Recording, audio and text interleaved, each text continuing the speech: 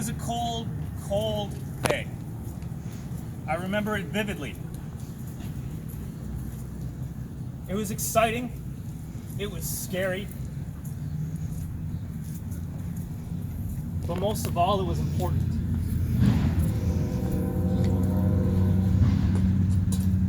My name is Thomas Avery, and I was one of those soldiers who served under George Rogers Clark. The man, the myth, the legend, all those things, the long night. There were many heroes that day. Leonard Helm, Joseph Bowman, Edward Worthington, John Williams, all captains in the Illinois Regiment. But George Rogers Clark, that man, is why we have this giant monument. That's why we have our freedom in the land of Indiana, Illinois, Wisconsin, Ohio, and Michigan.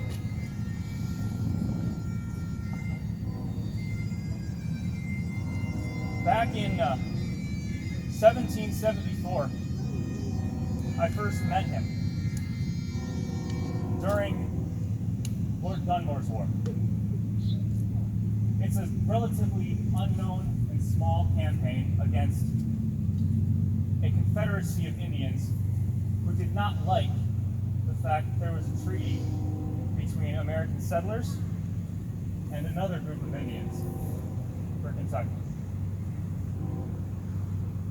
They wanted their land back, but it was freely given by other tribes of Indians.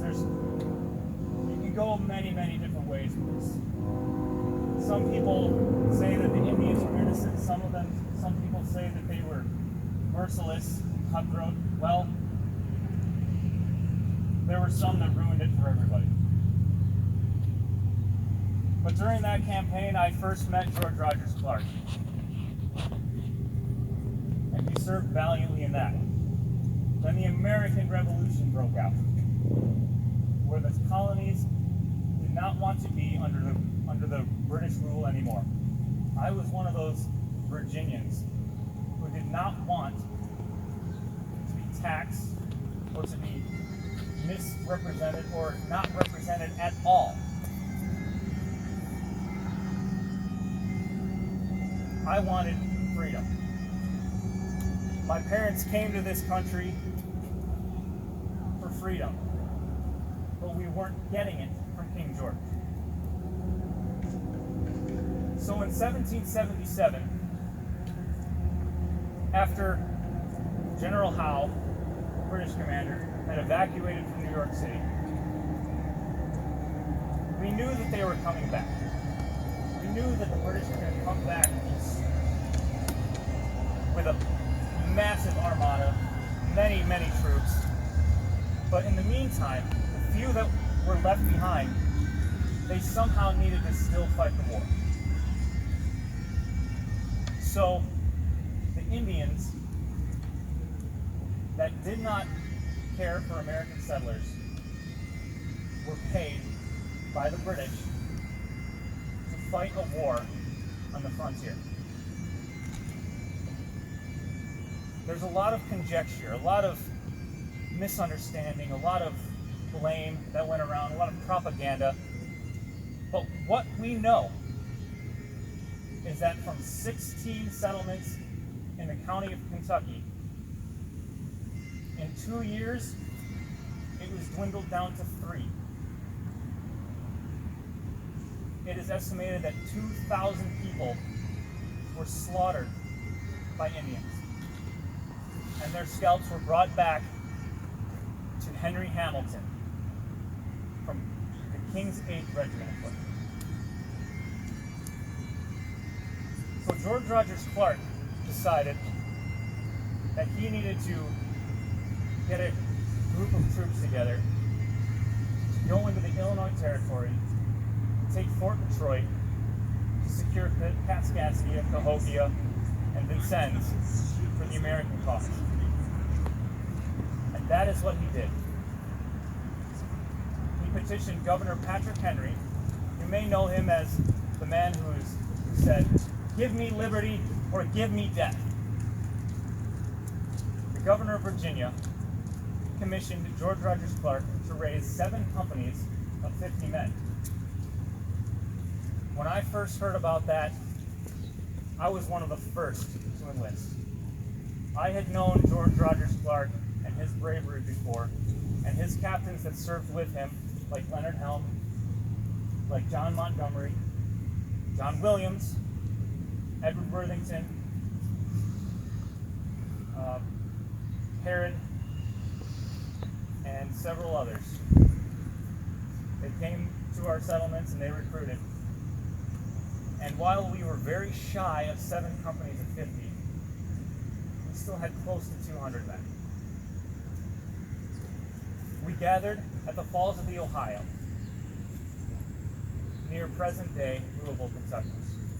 A small island that we named Corn Island because we planted a lot of corn there, is where we stayed from the beginning of winter to the beginning of spring, and we trained, and we trained, and we trained. Then we found out the real mission. We need to go into the Illinois territory, into the frontier, where very few people have gone,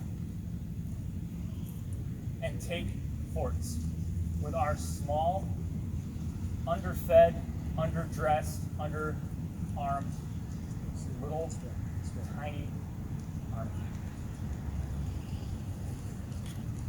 There was a captain named Captain Dillard.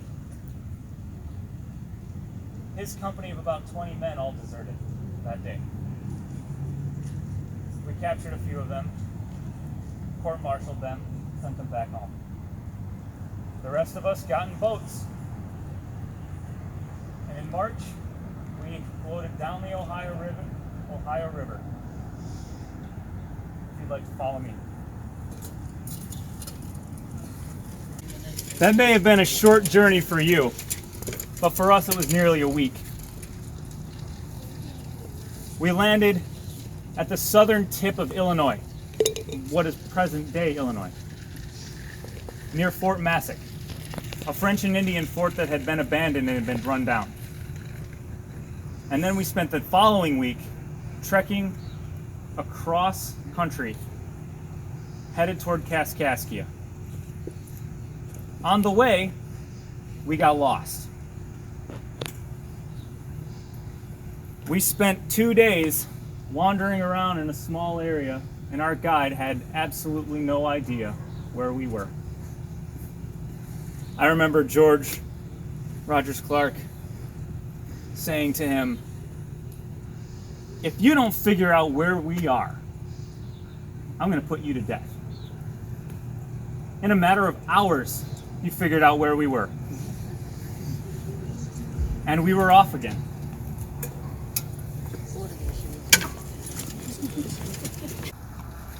After another week of traveling by foot, we had arrived in Kaskaskia. This was our first action. The first time we had drawn our weapons, primed and loaded, and saw what could be an enemy. Clark divided our force into 2 divisions. The first division surrounded the town of Kaskaskia. The second division went into the fort, and without firing a shot and kicking down several doors, we captured Rocheblave, Governor Rocheblave. It was a French town, mostly French-speaking people, a lot of Indians that would come and go and trade. And Governor Rocheblave was a British sympathizer. Well, we captured him, and we elected a new governor, George Rogers Clark. We spent a few weeks there getting things in order, and during that time, we gathered up all of the prominent people of the town. We gathered them in the church, and we said, well, this is why we're here. We're not here to fight you. We're not here to fight the French. In fact, it just so happens that Benjamin Franklin, across the Atlantic Ocean, just worked with France, and now we're in alliance with France. So you guys are our friends. Rushblade, he's going back to Williamsburg. But we're here to be your friends. We're here to work with you, to keep you safe. We're here only for the British. Father Pierre Gibault, who was a Jesuit priest, he was born in Montreal, Canada, and was sent in a mission to the Illinois Territory. He spent a lot of time up in Mackinac, Michilimackinac. He came down to Vincennes, was very good friends with the people here in Vincennes. He went to Cahokia, knew everyone there. He went as far south as New Orleans, I believe. But he was here that day, and he comes to us and says, Clark, I want to make sure that my congregation can meet one last time. We're like, no. You are free to do whatever you want. Do you understand? Now he's getting it. You can do whatever you want. Go about your business. We're just here to fight the British. And after a couple of weeks, the people of Kaskaskia really warmed up to us. We had allies now. So now, we've got Vincennes to get, we've got Cahokia to get, and we've got Fort Detroit. So Captain Bowman was sent with a company of men up to Cohos, which is also known as Cahokia now. Also, Vincennes was known as St. Vincent. It's been Vincennes for so long now that I keep forgetting to call it St. Vincent. But Captain Bowman went up there, and we had a letter a week later from the governor of Cohos and said, oh yeah, we're your friends too. Very, very good. So, we were making a lot of friends along the Mississippi River. Now it came time to deal with the Indians. So George Rogers Clark packed up, and he headed out to Cohos as well.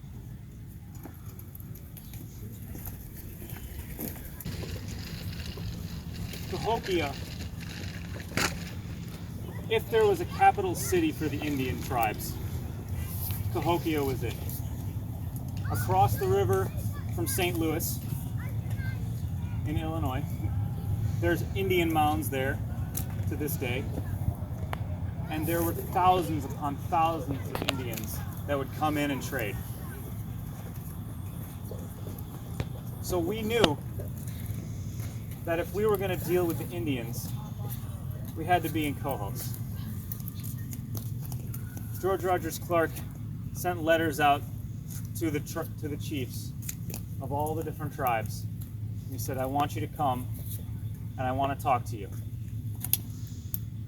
And the speech was incredibly long. Several hours. A lot longer than this speech I'm going to give you today. The abbreviated version of his speech was essentially, the white man came for freedom. The white man that wears red wants to spill your blood, to spill our blood. Does not want us to be free. The crown, King George, has now been paying you to fight his war. And no matter what happens, someone's going to lose. Don't make it yourself. I hold in my hand a tomahawk for war. In my other hand, a white belt of peace. Choose today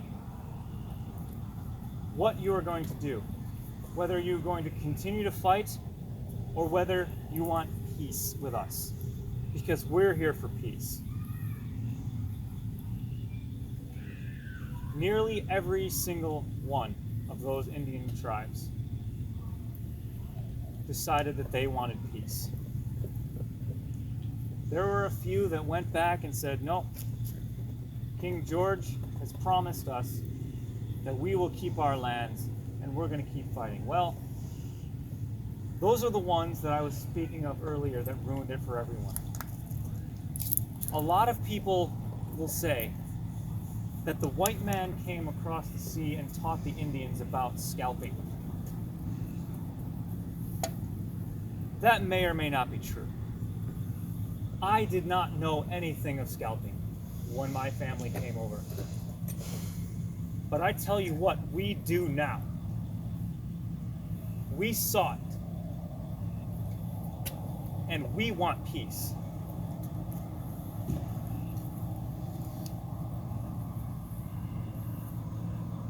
But we made more friends.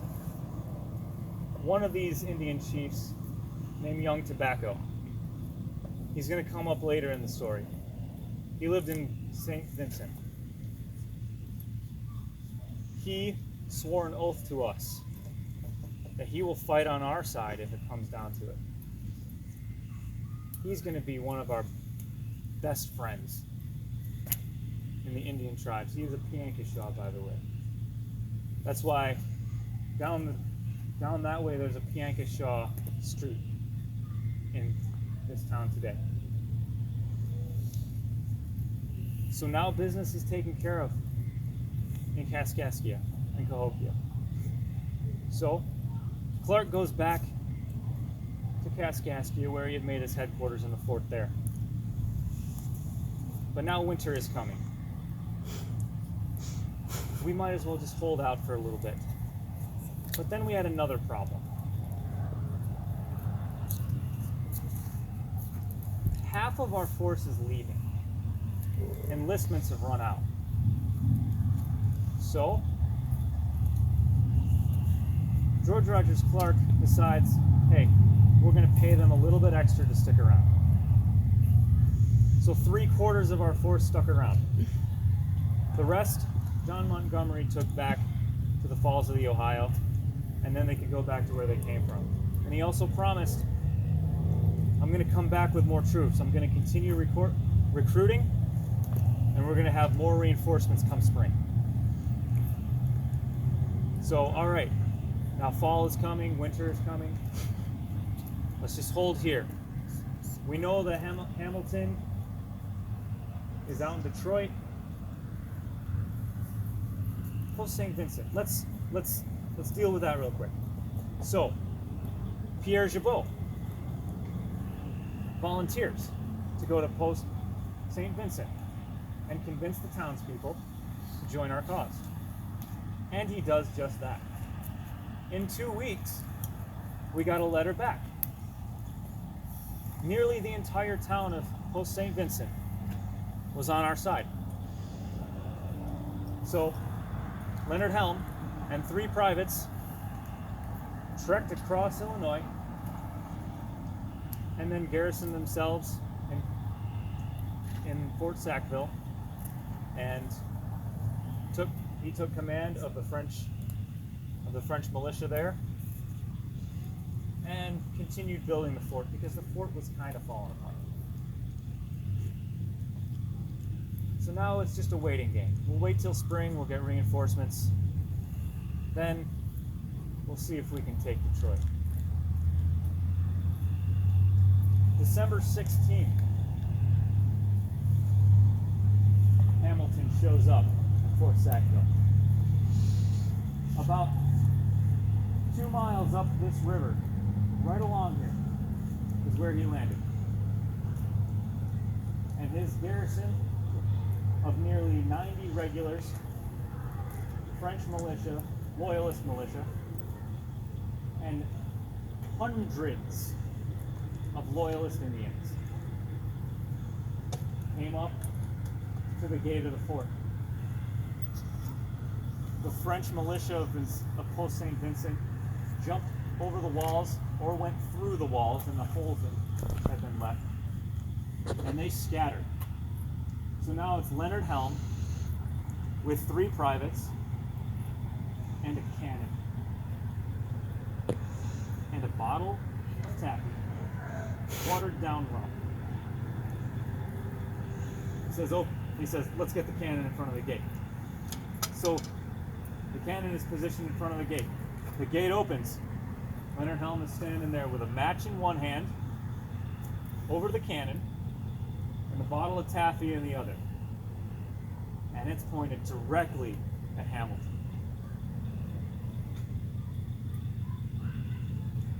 That man is a legend as well. So he says, let's talk. We'll surrender, but we need to make sure that we are going to be treated fairly. Hamilton says, all right. I'm not going to put you in chains.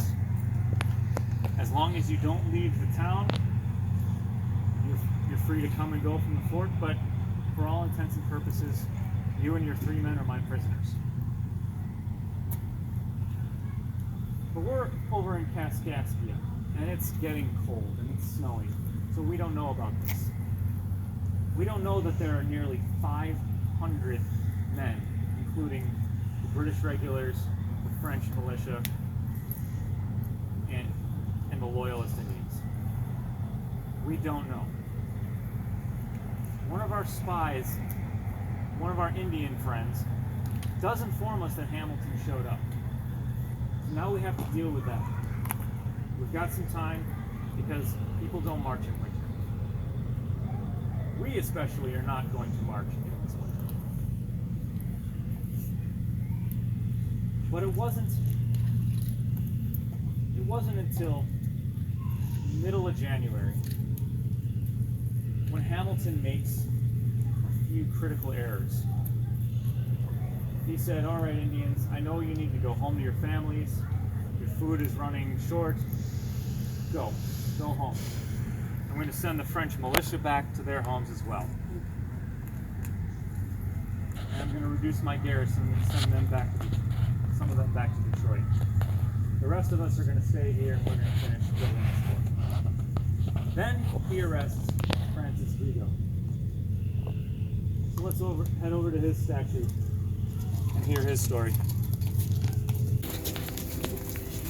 Francis Vigo is another hero of this story. He was Italian born, moved out to Cahokia, St. Louis actually, and started a fur trading business. He became fairly wealthy, fairly well known, especially for his business practices. He was one of the most trustworthy, most reliable men you could ever meet. He never told a lie. He was always 100% honest. And Hamilton knew this as well. And he said, all right, Vigo, I know you have a business to attend to. We're running out of food here. I'm going to send you home. Under one condition.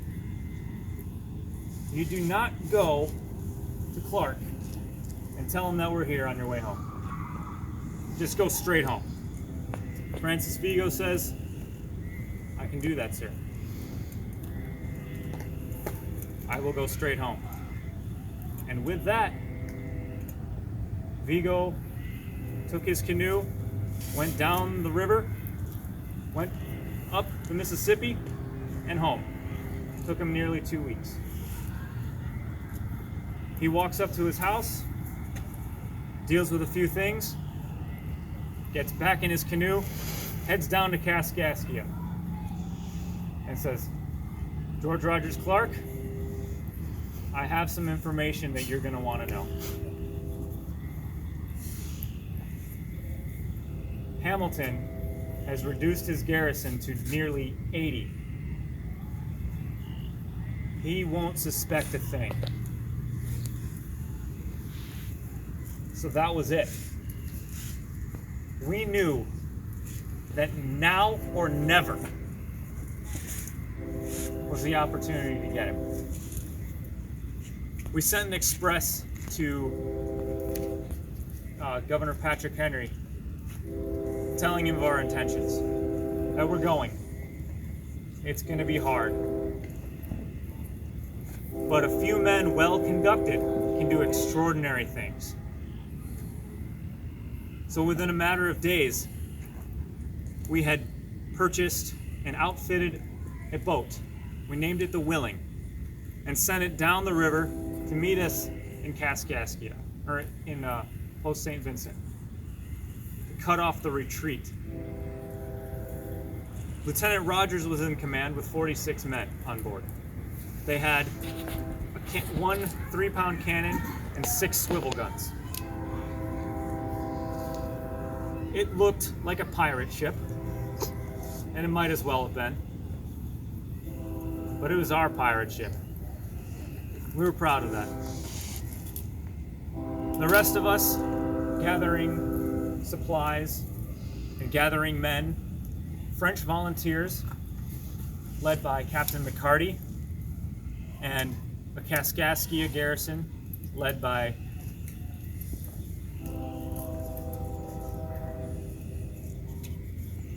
another captain.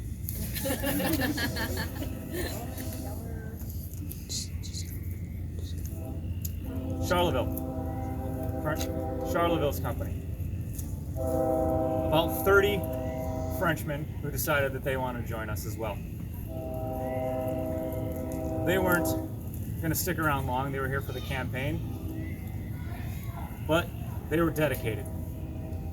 So we gathered, all in all, including the men that were on the boat and the French volunteers, we had about 175 men. A few stayed behind to garrison the fort at Kaskaskia, but the rest of us set off. And it was snowing, and it was raining, and it was cold, and we ran out of food in a matter of days. Imagine this has icebergs floating on it for miles and miles and miles. We walked across that.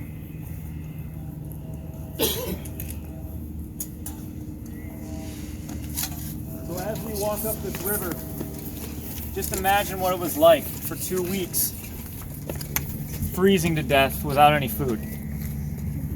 Because that's what we had to deal with, but we knew the cause was just.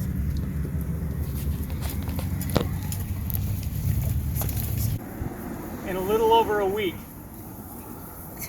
we had made it 2/3 of the way to Vincennes. The next 2 weeks, we will travel the remaining third.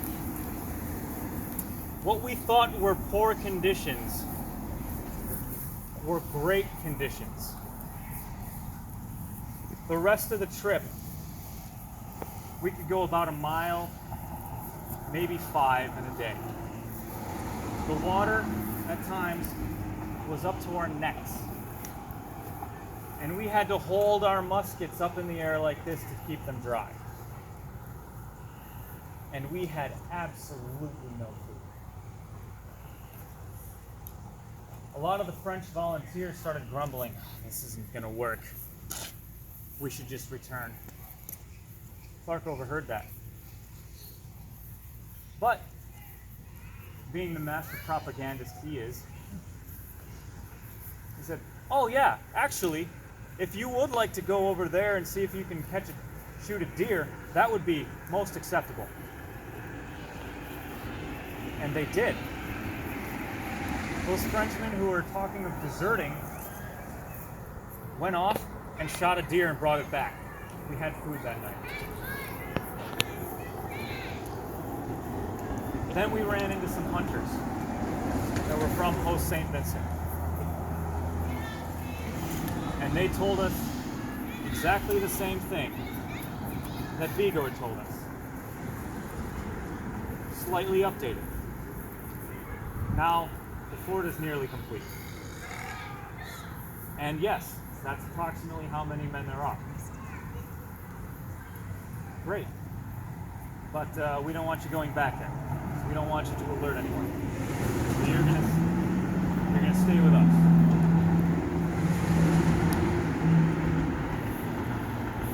then the water continued to rise and would cold. It would snow and it would rain. And we got to an area where we found a tree big enough to turn into canoes. And in 2 days, with a lot of chopping, we had made 2 canoes. And we started floating our baggage, and the men who were getting weary from island to island. And these islands weren't really islands. They were just areas of flat ground that were slightly higher than everything around them. And we named them all. The first 2 were named Upper Memel and Lower Memel. I'm not going to tell you what that means in French. I want you to look it up yourself. Then we could hear the cannon going off at Fort Sackville. So we knew we were getting even closer. And we inched and we inched and we strained and we tried to breathe above water. And we get to Warriors Island. And we rest there for a night.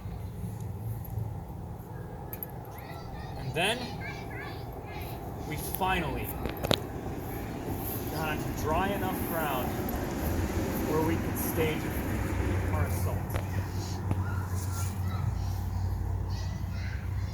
So now we could see the fort. Right over there. So coming from actually on that side of the town, we surrounded the town and we took it.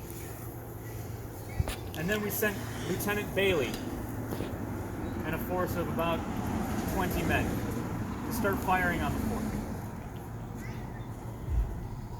And they did. And Hamilton was with Leonard Helm that night, playing cards, drinking apple toddies, and just about every night there would be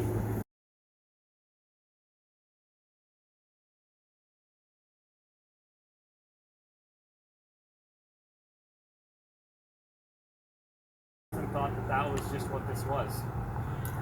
But it went on a little bit longer than normal. And all of a sudden, he hears a commotion outside of his blockhouse.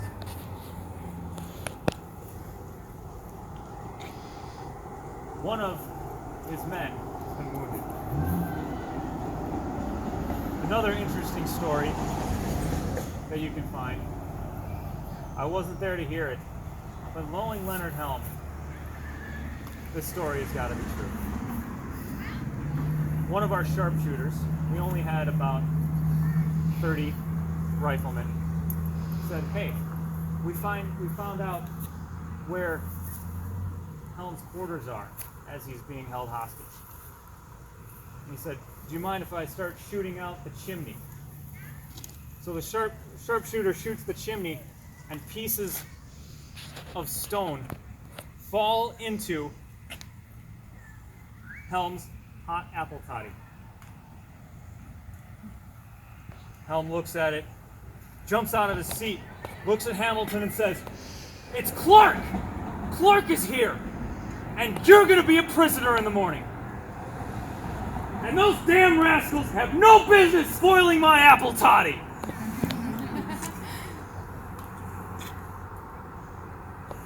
The shooting commenced all night. Bowman writes in his journal, the cannon played smartly. Not one of our men wounded. Men in the fort badly wounded. Fine sport for the Sons of Liberty. Fine sport for the Sons of Liberty indeed. Hamilton didn't know what to do. He had a patrol out that night, and they ran back to the fort, and we just narrowly missed it. But they jumped in the fort, but they didn't see how many men we had. But Clark, being a master strategist and propagandist, was sending men up and down this river, making it look like we had a force of 500. And the men in the fort didn't know any better. They thought we had 500.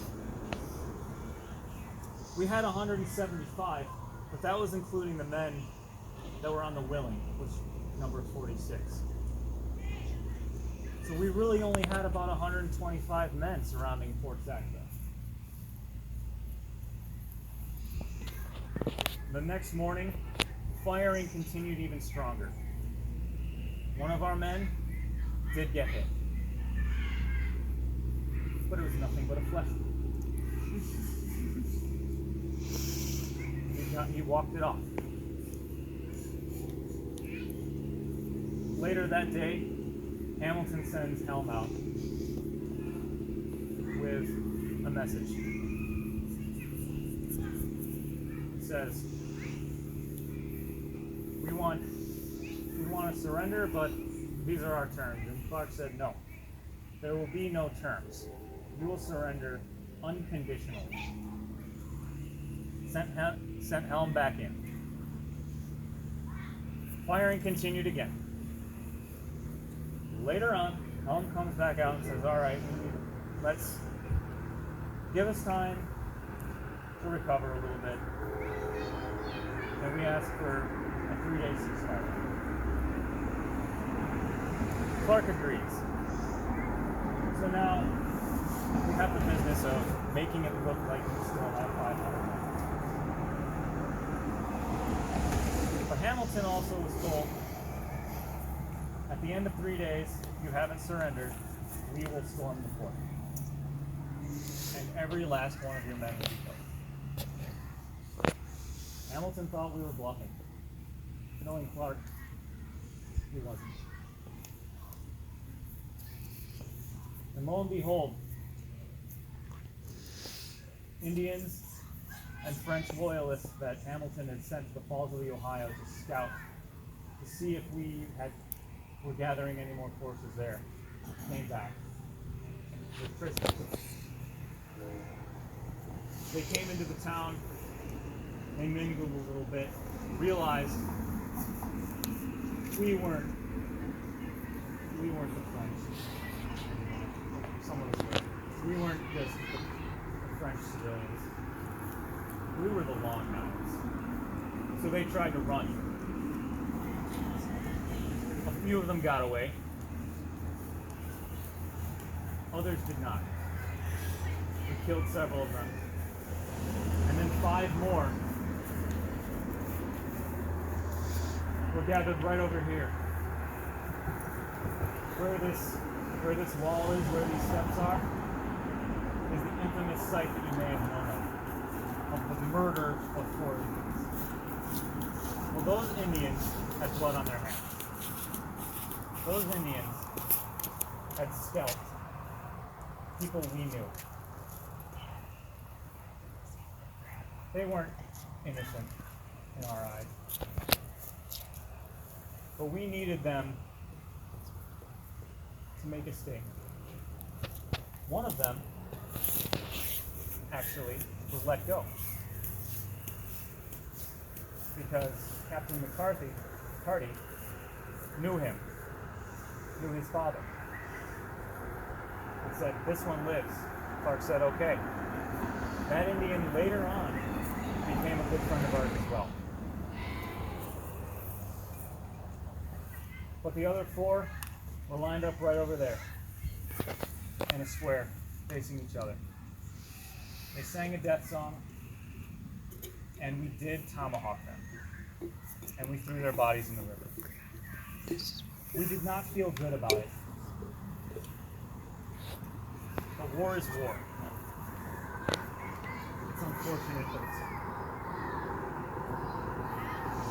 And with that, Hamilton agreed to negotiate a surrender. He writes in his journal that Clark came in with blood on his hands and a stern look on his face.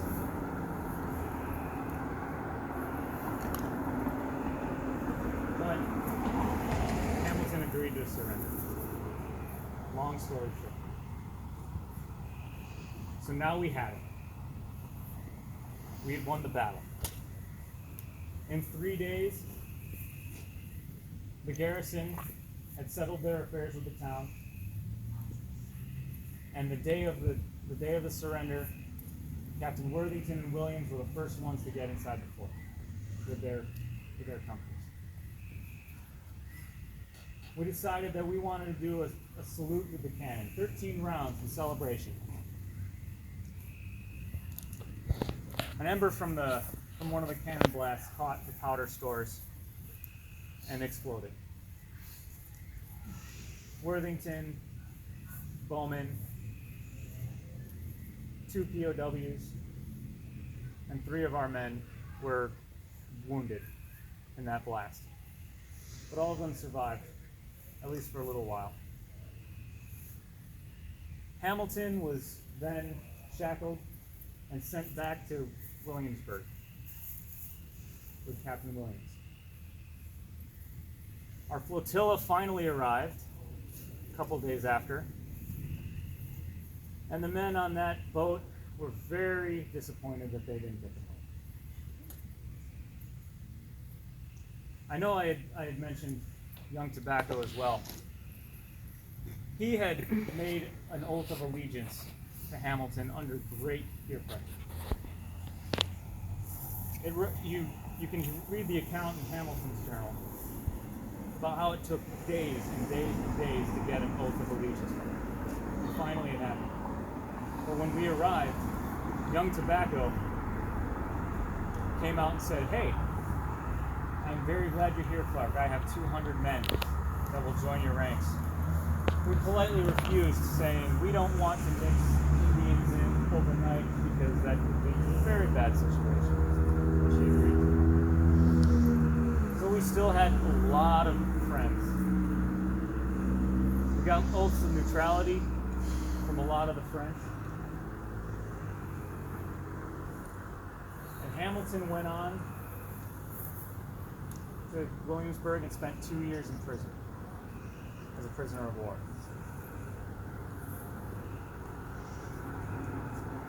What happened from there on out, after this great victory, was a lot of campaigning. We never did get to Fort Detroit. We fought a lot of other battles. We raised a lot of forces. A lot of men went home. A lot of men died. But as we go over to the cemetery, when we're over there, I'd like to tell you what happened to the rest. A few years later, while we were still fighting the Indians who had sworn their allegiance to the British, Abraham Keller was killed by Indians, along with Richard McCarty, also killed at a different time. Joseph Bowman never fully recovered from that burn. He contracted pneumonia and passed away that August. In fact, his grave is over there. He never left this town. Edward Worthington survived the war, became a state legislator, but then was swindled out of a land deal. Went to New Orleans to pursue him and sue him. Contracted yellow fever and died. Francis Vigo bankrolled our campaign. He put forth over $8,000 out of his own pocket, which today could be near $1 million. He never got paid back in his lifetime. Same with Pierre Gibault. I don't know how much exactly he paid out, but he never got reimbursed for his money. Leonard Helm died of a heart attack during the war.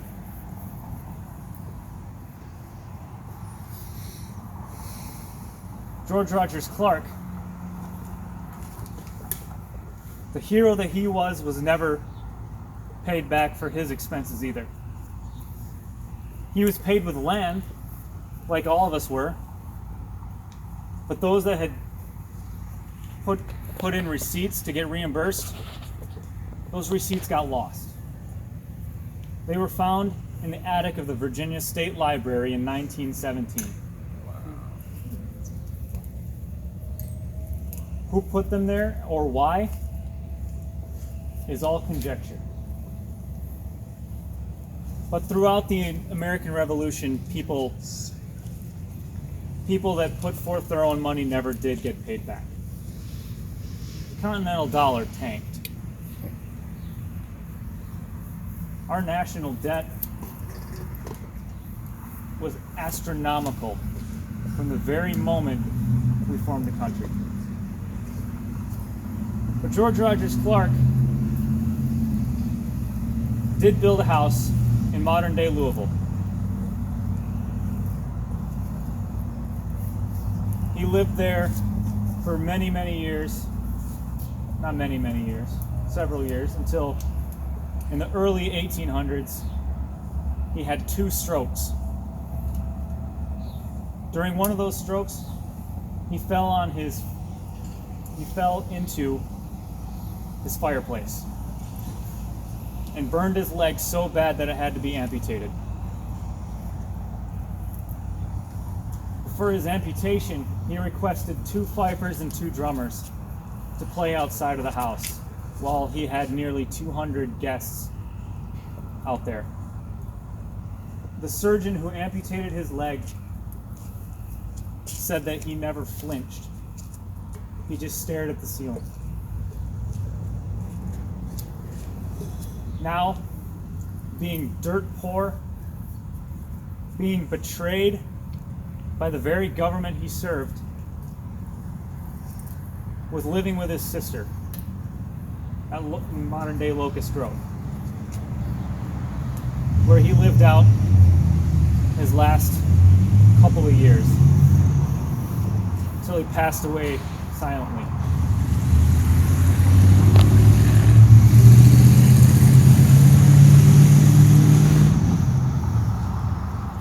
It's just not right.